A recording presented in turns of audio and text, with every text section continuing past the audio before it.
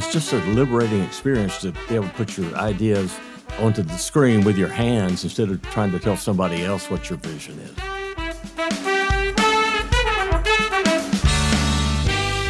That was Joe Elmore. For 30 years, Joe's been the host of Tennessee Crossroads, the longest-running and highest-rated program on public television, not just in Tennessee, but across the country. He has a passion for finding people in unique places. It's legendary and award-winning. Everyone knows Joe because he's taught us by taking the back roads and crossroads, we can all find some of the most unusual things. We're going to learn more about his career, his roots, his hobbies, and get the inside scoop on some of his favorite destinations. I'm Sally Hussey, the CEO of 50 Forward, and we elected to launch this podcast because we know older adults have such inspiring stories and wisdom worth sharing. We have now all learned that social connections are critical to our well-being. This podcast is made possible by 50 Forward, the leading resource for adults 50 plus in Middle Tennessee who seek to live longer, more fulfilling lives. You're listening to Squeeze the Day, where we talk to extraordinary people over the age of 50 who are living their best life now. Their stories of a well-lived life are both inspiring and encouraging to all of us as we seek to navigate a meaningful and purpose-driven second chapter in our life. I'm Susan Sizemore, Communications Director for 50 Forward. So let's get started.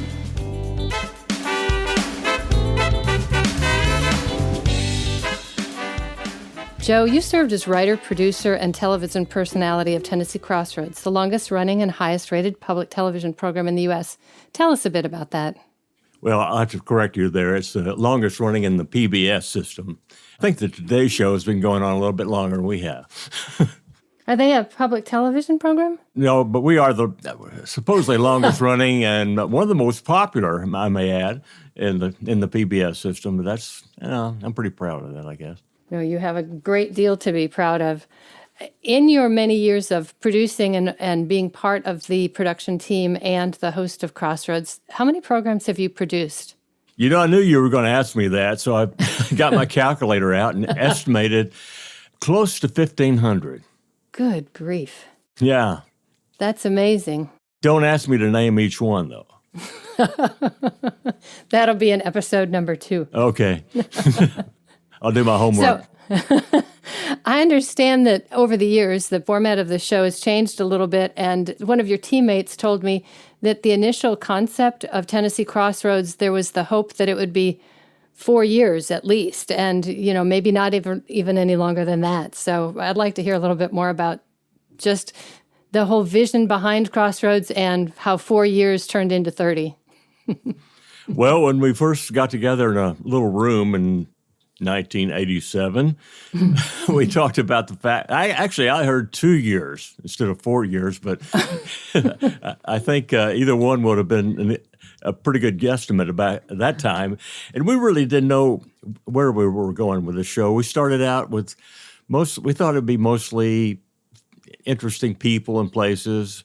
Some of the stories were just a little off that train, I think, but we found our ground, I think, pretty quickly, realizing that people like to know what's going on in their own backyard, destinations, kind of cool places to go on the weekend. And that's been our, bread and butter, I guess, for the better part of the 33 and plus years now. It really evolved into stories about, a balance, really, Susan. We'd like to try to include maybe a nice out-of-the-way restaurant that's not on the, on the Tennessee tourist map, a kind of a discovery so that people can be in on the surprise. Tennessee craftsmen make great stories, and we always include something like that. Just stories about interesting people that do, as they say, ordinary people doing extraordinary things, and just a balance of things like that are all about Tennessee and beyond. It's a formula that we've kind of stuck to. Well, it's definitely a formula that has worked well for you. And in so many ways, when I look back at the shows that I've seen, I feel like I always leave better informed and wanting to go visit that location, whether it be a destination or a restaurant, something as simple as a mom and pop restaurant. I'm curious what the most unusual story you've ever covered or have been asked to cover is, if you can share that. I think One story comes to mind, and it was in our early years, actually. I took it upon myself to visit a little mom and pop restaurant in Woodbury, Tennessee, that specialized in chitlins on Thursday nights. You couldn't do a story on chitlins unless you ate chitlins, right? And so I think that was my first and last time to try them. And it turned out to be a cute story. Everybody look at the stupid reporter, making a fool of himself. And I succeeded quite well, I believe. I think there might be a country song about chitlins on Thursday night, Wednesday night, Tuesday night, what night? It was Thursday night, and we went there on a winter night, and the place was packed with locals, and mostly locals who just made Thursday night their chitlin night. I'm going to ask because I'm not from the South. I've been down here a long time, but tell me what a chitlin is. Well, a chitlin is basically the intestines of a hog. It's this character that owned the restaurant, bless his heart, his nickname, and everybody called him Fats. He lived up to the name, of course, and he was describing how to prepare them. He said, you got to clean them out first, which I thought was a great idea. Then he said, of course, you don't want to, sometimes you find a little corn in there, but that's all right. Don't want to clean them too much. And then you boil them or you fry them. Fried is easier deal to go down, but the boiled ones were really the most popular. That's the traditional way to eat one. They taste as bad as they look. No, they don't taste that bad if you don't think about what you're eating. Right, yeah. There's something to be said there, and I have a feeling we're going to do like a Facebook Live thing with Joe showing us how to eat or cook chitlins. There's going to be a following there, I'm sure. Susan, I don't think so. We'll have to talk about that. Chitlins really, I don't think they've been on my plate in the past. I could be wrong. Sometimes you get things that are disguised and no one ever tells you, but... I doubt if you've had any. So I talked a little bit with your staff. Just curious, I know that you travel with a group that have consistently, a number of them have worked with you over the years. I heard that you kind of are like a band of brothers and that you protect one another. Yeah. Jim DeMarco, who's our program director and sometimes field director too, he goes out on shoots a lot, especially to the restaurants because he likes to eat a lot. He and I have been there since day one. Well, that was his first job, working at Channel 8 at NPT. Well, Ed Jones, I don't know. You know Ed, I know. Will Pedigo. Yeah. Do any of those guys eat chitlins? I doubt it. No, I'm the only sucker there. So you were saying they've been around a while and you've been on the road together and you kind of looked out for each other?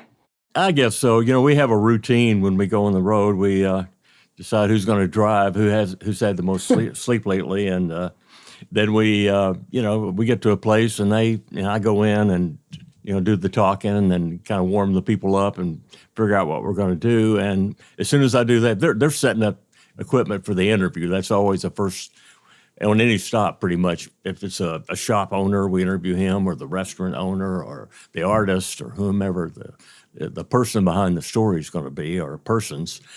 I don't know if it's a routine or a cookie. It's not a cookie cutter deal. After the interview, then we try to get creative. And I have one photographer I love to work with, Paul Majoner. I mean, he's just a workhorse. They're all workhorses. All the photographers. Really, we only have two full-time ones. Paul, one of my best friends now and co-worker who love shooting and some of the editing. When we go to a restaurant, he makes the rest of us stay out of the kitchen, out of the way. We spend the rest of our morning pretty much after we've done the interviews, and maybe I've done a stand-up and a couple of shots that I'm involved in.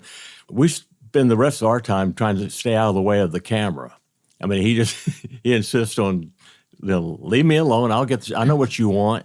I worked with you a while. I know what you want. So he gets it, makes it too easy, really. It's really good to have a good technical crew. And it's so interesting, since you've been in production so long. I was at an event, it was probably about 10 years ago. And one of the women who was at the event also had a long history in news.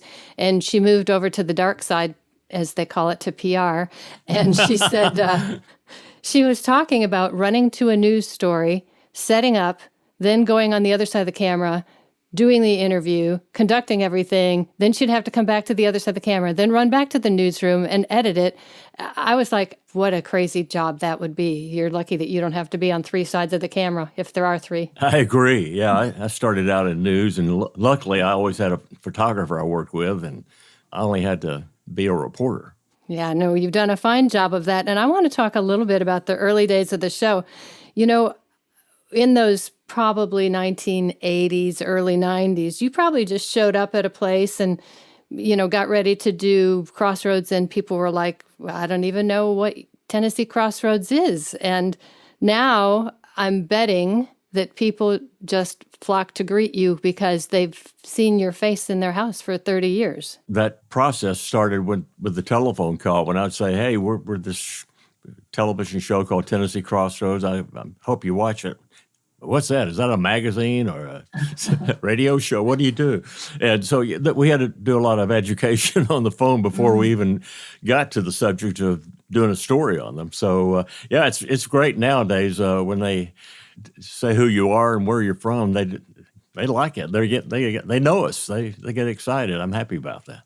I also heard from one of your staff members that there are some, I'm not sure if it was you or if it was another producer, that some younger people out in the community told some of your staff members that they used to watch Crossroads for years with their parents on Sunday mornings, and they always aspired to own a business and be featured on the series. And now you have done stories on those people, so the show has come full circle. And I just wondered, how does that make you feel? Old.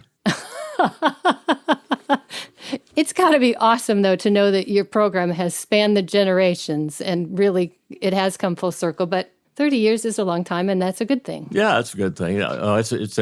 It's very gratifying to be a part of a multi-generational entity that we are, I guess. How about instead of old, we say accomplished? That's a very good word for you. That sounds a lot better.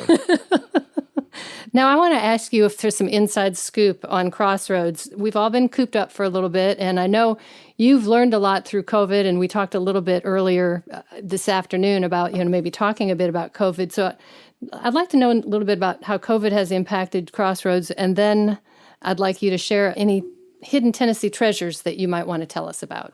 Well, I'll tell you, the story I was referring to earlier, when we didn't miss a beat. We kept the show going. We had really got serious. We had to run some rerun shows and to figure out what we could do to keep this thing going, because the studio was dark. Employees started working from home, and even the editors edited from home and so forth. I had to keep hosting the show. I did that from my home, just like you were sitting behind that microphone. And I had to set up a camera, or later on I used my iPhone, good audio into the system, and I would record on a Adobe Audition software, which is pretty professional stuff.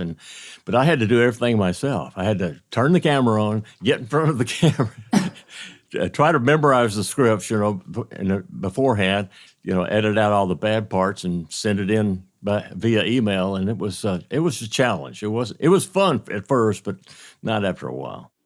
That's so interesting. I've seen that on some of the local news and certainly on some of the late night comedy shows. And I really hadn't thought about it impacting, you or others too. And I'd love to see that. But that's got to be a lot of additional stress for sure. Yeah. And I also had to make sure my home looked okay. I didn't have socks and underwear hanging on in the background. But it was a challenge. But after a while, with the safety precautions and masks, when I wasn't on camera, we got back in the studio and made it happen. And so I'm glad we're back. Yeah, boy, I think we've all learned so much through COVID. And one of the things one of my coworkers were talking about, and that's going to bring me back around to outdoor treasures and things that in Tennessee that you think are really worth exploring. I'm curious about your response to this, just because one of my coworkers said he and his mom decided they were going crazy in the house, and, we were working remotely, and they finally decided that they were just going to get out and start exploring, at her suggestion, waterfalls. And he said it has really changed his view about being outdoors and hiking and exploring Tennessee. And so tell us a little bit about that and some of your favorite haunts in Tennessee. Well, when we finally did get back out and do stories, we had Fortunately, the weather was getting warmer. We could do outdoor stories, but we had to, have safety precautions. We did go to Montgomery Bell and kind of just did an overview of what you can do there outside. And actually, one of my favorite ones, and I made it a similar discovery as your friends. I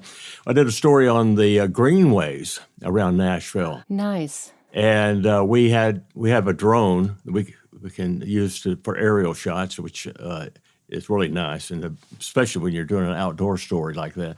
But I was just amazed at how many people were taking advantage of those things with their kids out biking and walking, and of course, we've done stories on kayaking and other outdoor activities. I think we've done everything you can possibly do outdoors, with some exceptions probably. But that was, kind of a cool discovery, and I think people liked that because I think research has shown recently more people have been getting out and walking and hiking and running and boating and doing all these things than ever before.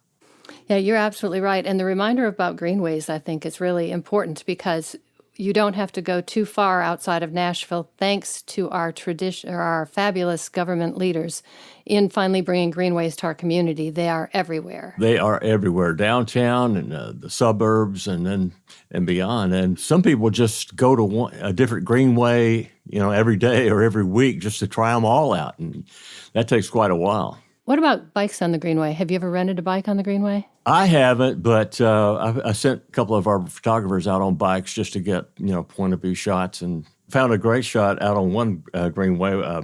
Paul, who I mentioned to you, was out with a GoPro on the front of a bicycle, and he caught this friend of his who had a skateboard, and his dog was pulling the skateboard with him on it all the way through the Greenway. It was a strong dog. Unbelievable.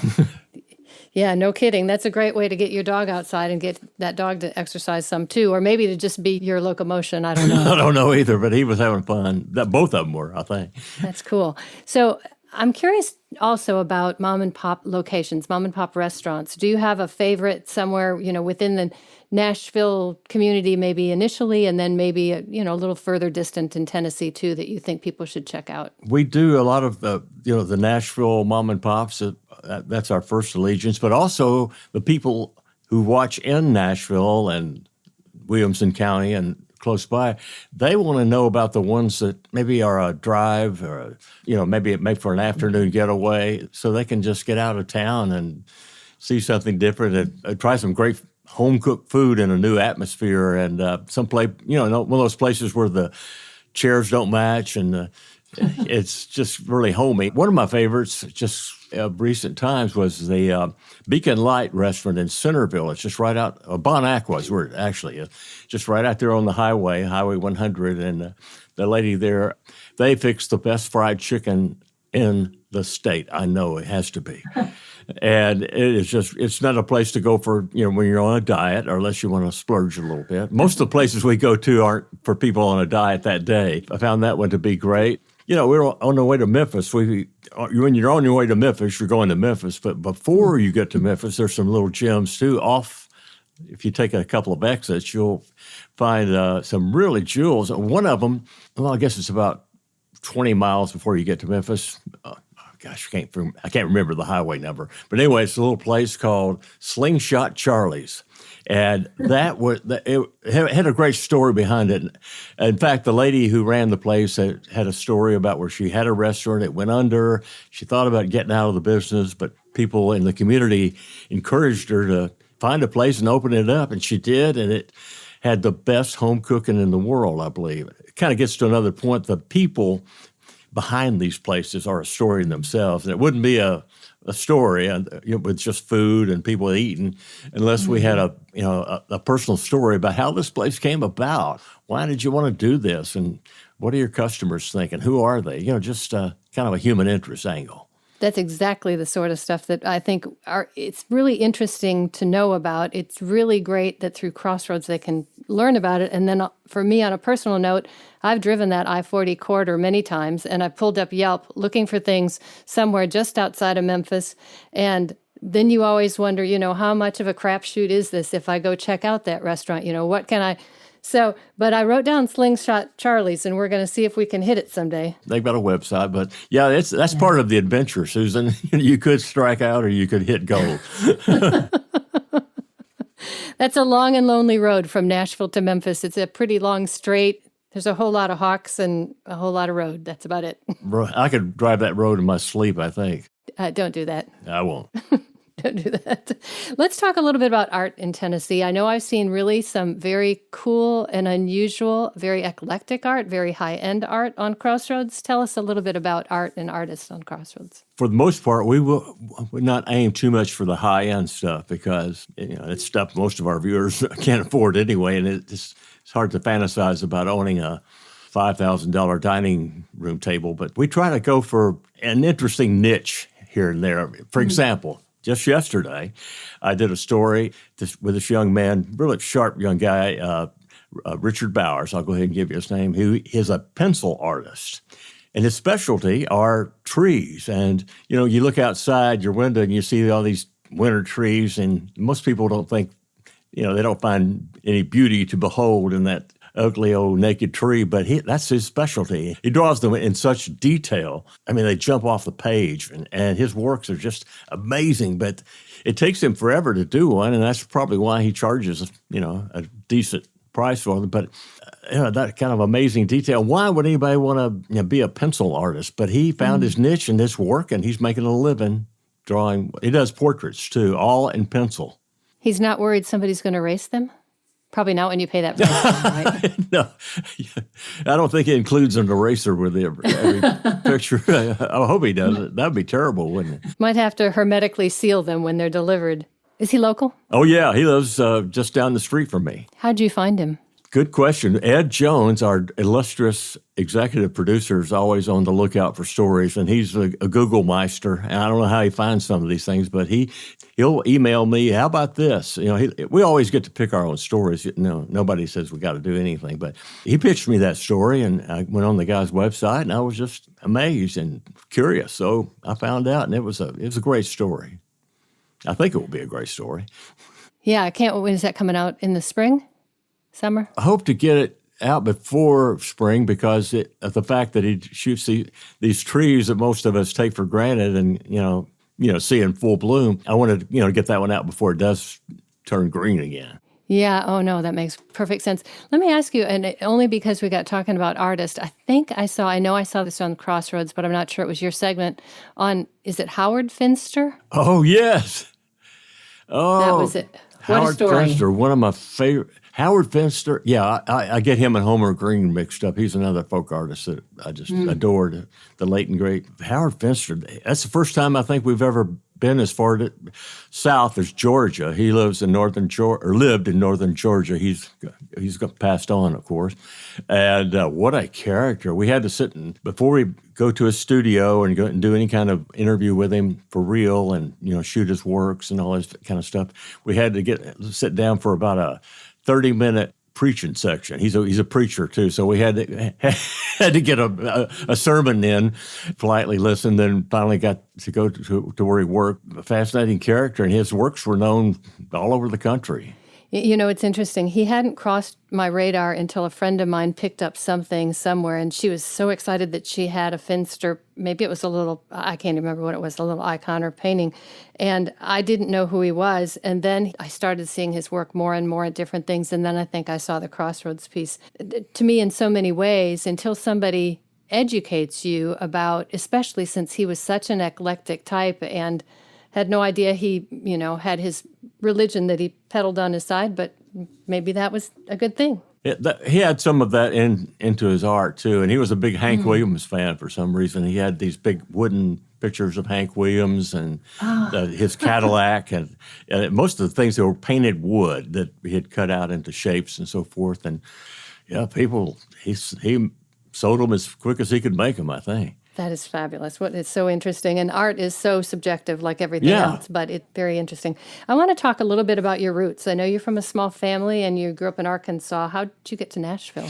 Well, I got on I-40 and kept going for about 200 miles. No, I grew up in a little town in Arkansas.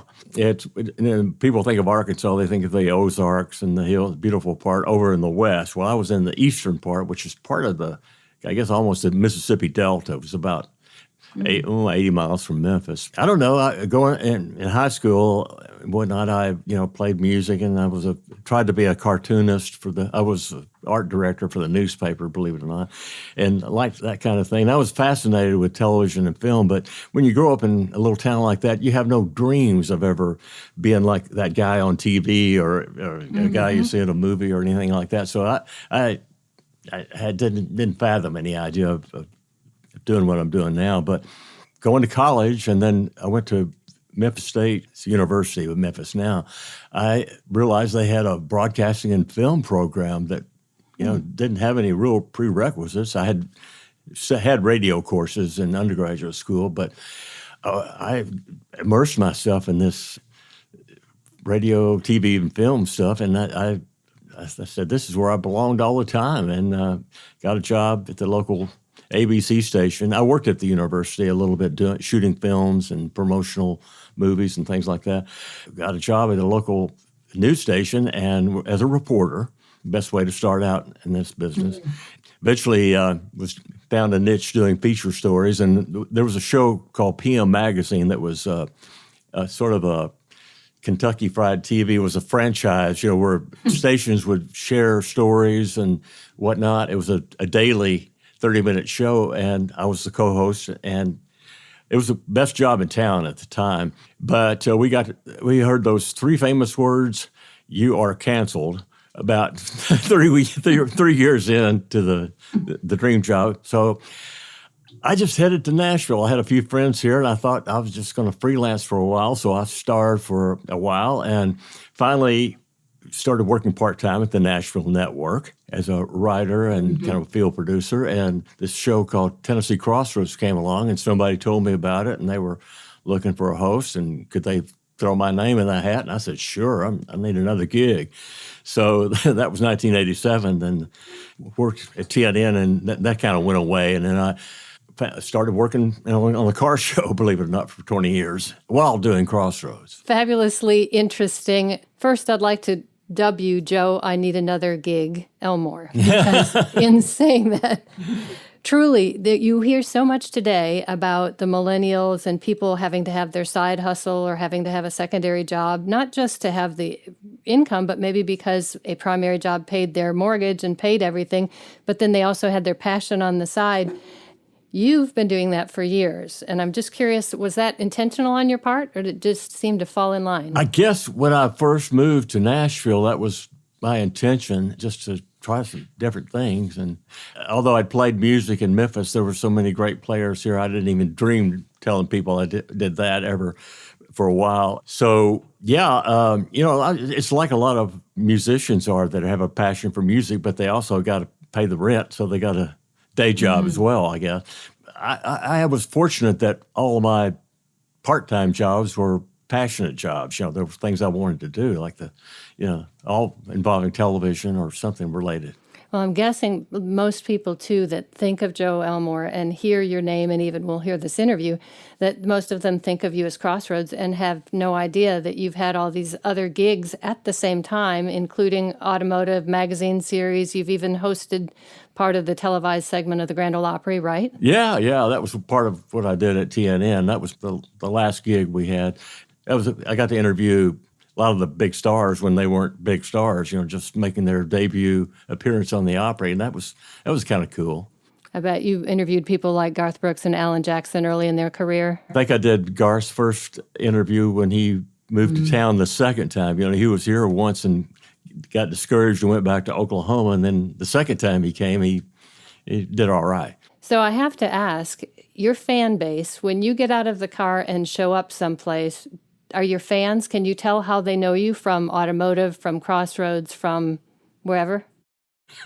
Yeah, I can. I can look at them and tell. I don't know what it is. Usually, if it's a guy and he's got a Chevrolet or Ford T-shirt on or a racing T-shirt on, well, I know where he's from. But otherwise, they're just normal-looking people. That's Crossroads. Are you still doing automotive programs? No, as a matter of fact, as you know, I was co-hosting a show called Horsepower TV for a long time. I helped start that show, by the way, I'm proud to say. Then the company that produced that show also did 3 other shows, and they needed somebody to pitch in on a show called Muscle Car TV, and I was there and glad to make the change. It was a little different. I really loved the Horsepower show, but this one, the second show, was about classic cars and muscle cars and things that I loved as a kid. So it was fun too. I decided, I'd just hang up my tool bag and retire from that. It's been almost 5 years now, Susan. Oh, wow. Yeah, I was ready. I was kind of having fun, but not having enough fun. And Yeah. that's the time when you quit. But I wanted to do more with Crossroads and maybe a few other little projects on the side, and it's been great ever since. I get to get out and do more stories that I like to do, and keep this thing going, and it's been a blessing. Oh, that's wonderful. So you mentioned moving to Nashville and like having some musical interests, but you really didn't come here as a songwriter like so many did, or wanting to pursue not a degree, but pursue a career in the music business. I had more sense than that. I mean, I still kept writing songs, and I've written some songs for TV, some instrumental stuff. Actually, a couple of vocals for the Horsepower show, actually, that turned into music videos, and, just some small BMI checks out of that. But I didn't really set out to write the next great country music hit. I'm, just listening to your voice, and there's a saying that they have here in the South that some people might like and some might not, but they say that your voice, when you have a good, deep voice, that it's as smooth as peanut butter on warm toast. How did you get that voice, and how did you get into voiceover work? If you had heard me back in Arkansas when I was growing up, you would really wonder. I don't know, I just worked on it a little bit and tried not to sound too phony. And I don't know. One thing about age, for me, at least the older I get, the deeper my voice gets. So I'm hoping that continues. So when I'm about 80 years old, I'm going to sound like the guy on the Arby's commercial. You'll be a true baritone. I can say Arby's. You touched for a minute on Muscle Car and Horsepower TV, and betting, just based on some of the things that you've told me, that you're a real thrill seeker. You seem to enjoy automotive. I think you race cars. You're a scuba diver. You do some sort of photography. So I want to know a bit more about that. I was a former thrill seeker. I guess I'm less of one now, but I reminisce on that. I didn't really race competitively. I got my drag racing license from the NHRA, and that was a thrill. I did a little fun stuff, mostly for the TV shows. My co-host and I would race each other in a couple of cars that we've worked on, and go out to the local drag strip and have fun with it. And then we would just take cars out and try them out on abandoned roads and hope not to get in trouble, and see what they could do. And it was a lot of fun. An interesting sidebar. I'll belabor this, but we did a project on these racing bar stools. They had bar stools with wheels on them and little motors underneath. And I don't know how you guided them. I think it had a little bar, like a handlebar or something like that. Chuck Hansen, my former co-host, and I we were going to race each other at a drag strip on these bar stools. He red lighted, which means if you red light, you jump the gun, before the light goes green. So I had won already, and I was raised my hand in victory, and just then hit a bump in the track and went toppling over onto the concrete. Fortunately, I had a helmet on, or I probably wouldn't be able to talk to you now. Oh my gosh, yeah. Well, now we've learned the morals to racing bar stools. Huh? Yeah, don't do it. Wow. Were those on in a back a Crossroads type restaurant or venue that you found those bar stools? Where would you find racing bar stools? They found us. The manufacturer wanted to be on TV, so he convinced us we could do a show, a little segment on that, and it sounded interesting, kooky enough to just try. So we did it, and you lived through it. Much to my regret, now I had to go to the emergency room. But okay. So hopefully he had some insurance, and you did too. Yeah, the company had insurance, so I was okay. Wow. Well, those are stories that you never get to see, but you want to hear about. Maybe you got to see part of it, but some of that I know ended up on the cutting room floor. Yeah, and I always loved scuba diving. Actually, I did a story on that in Memphis in the Cayman Islands when I was doing PM Magazine, and just fell in love with it. And I've done quite a few dives since then, in some great places too. Cool. Cozumel and like the Cayman Islands. I haven't been in a long time. It's kind of tough to be a scuba diver in Nashville. Yeah, no, it is. I got certified in a quarry here a few years ago. And I've been to that quarry. Yeah, it's dank. It's horrible.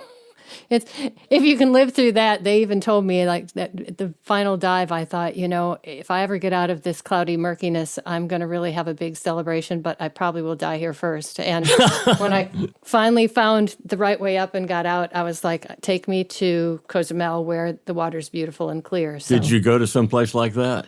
I did, and it was fabulous. We'll have to talk more about that. But there's a whole new world underwater, and that was really one of the things that appealed to me was you would see video of it, but you're like, I really just want to experience it, and it's totally different when it's totally surrounding you and you're there with in the fish's homeland, not yours. Yes, and then you think I'd like to eat some of you, but right now you look like you could turn on me very quickly. I'm going to be nice to you. Yeah, exactly. Do you have a mentor or someone who influenced your career? That's a good question. Actually, my best mentor was my college professor at the University of Memphis, this wonderful man named David Yellen, who came from New York. He used to write radio dramas for NBC and all these networks. That's how far back he went, but he was such a motivator, and he believed in me, even though I was just hick from Arkansas. I wanted to work in film and movie and television, whatever. And he's one of those people that really convinced you that you can do it. I'll never forget him. That's fabulous. It's so funny because in some ways, like, did you ever tell him that he was your mentor? Oh, yeah. Because I think sometimes people come in and out of your lives, too, and you think, I did this because of that person's influence. And in so many ways, I think that mentor influence or just someone kind of gently prodding you or maybe not so gently really makes a difference. Sure does. It sure does. And I hope youngsters today have someone like I did. Well, maybe you could, when you get more retired, when Joe doesn't have another gig, you can find the next generation to cultivate to be the next Joe Elmore. I try to do that with the youngsters that come in, in and out of NPT too, as much as I can. Some of them listen to me, some of them don't. I don't care, but I try. No, it's great to have interns too, because I think everybody, you learn from one another for sure. But that's wonderful. And I forget that you probably have a lot of those that come to your station and want to learn and kind of take part in everything that you do at public television. Yeah. I'd like to do more of that too, even outside. I'm curious, we have a question that we ask of all of our guests, and that is, what's one piece of advice that your parents or an older adult shared with you at the time you thought was silly or a bunch of malarkey, as we hear today, and that phrase now rings true in your everyday life? Well, my dad always said, you better do something that will pay your bills. Not just, I wanted to be an artist back then, and he just wouldn't have that. And I'm glad, because I didn't really have that much talent or really something I did for fun. Other than that, probably a lot of things that I thought were dumb at the time. I had a good pair of parents that were pretty understanding about, like crazy music hobbies and stuff like that, and encouraged me to keep learning and keep, remember, education's everything. And they did all they could to help me get one. So curious, when you say that education and learning is everything, what do you do today that you're still learning? I bet you're still learning. I'm still learning how to use this computer. I do my own editing. I edit my own stories. I do it all from here, too. I've got pretty good voiceover set up. I edit on Adobe Premiere, which is the standard. And so I get a hard drive with all of our media on it from a story, and then I get to make a story, create it, shape it. It's just... I didn't do that back when I was in news or most other shows, but I did it with the car show. It's just a liberating experience to be able to put your ideas onto the screen with your hands instead of trying to tell somebody else what your vision is. Well, and that's really taking your passion for art kind of to a new level, and that's what you've done, which I didn't realize that you did a lot of that to create the end result. Yeah, so I love that more than anything, actually, because that's where the story takes shape, you know? So then the closing question I have, which we're asking everyone also, is what is it, Joe, that you do to squeeze the day? Well, I read vociferously now, voraciously, I think is the right adverb. I like to read a lot of different stuff. I like to play a little music. I try to squeeze a little bit of those segments of interest into every day. If I don't read, if I don't play a tune or two, but just to myself, if I don't get some exercise every day, I feel insufficient.